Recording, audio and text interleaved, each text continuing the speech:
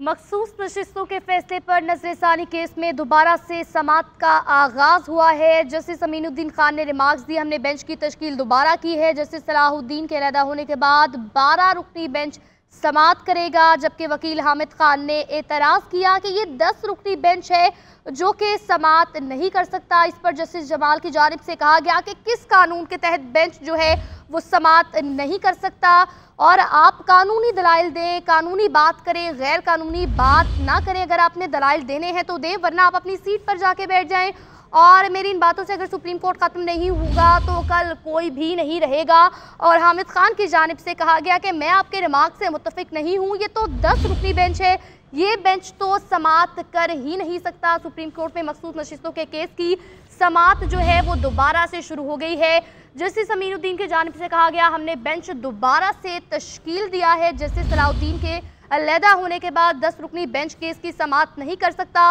वकील हामिद खान की जानिब से एतराज़ आयद किया गया और जस्टिस अमीनुद्दीन ने कहा जस्टिस सलाहुद्दीन के अलग होने के बाद 12 रुकनी बेंच है जो कि दोबारा से तश्कील दिया है। और जस्टिस जमाल ने कहा किस कानून के तहत बेंच जो है वो इसकी समाअत नहीं कर सकता। हामिद खान की जानिब से कहा गया मैं आपके रिमार्क से मुत्तफिक नहीं हूँ, ये तो 10 रुकनी बेंच है, ये समाअत नहीं कर सकता। सुप्रीम कोर्ट में मखसूस नशिस्तों के फैसले पर नजरसानी केस में दोबारा समाअत का आगाज हुआ है। जस्टिस अमीन ने कहा हमने बेंच की तश्कील दोबारा की है।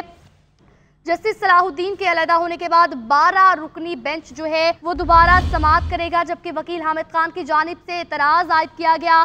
जस्टिस अमीनुद्दीन ने कहा जस्टिस सलाहुद्दीन के अलग होने के बाद 12 रुकनी बेंच है जो समाअत करेगा और हामिद खान की जानिब से कहा गया ये बेंच केस की समाअत करेगा, ये बेंच तो 10 रुकनी है, ये तो समाअत कर ही नहीं सकता। जस्टिस अमीन ने कहा हमने बेंच की तश्कील दोबारा से की है और आप किस तरह से कह सकते हैं कि ये जो 10 रुकनी बेंच है, ये 12 रुकनी बेंच है, ये समाअत नहीं कर सकता।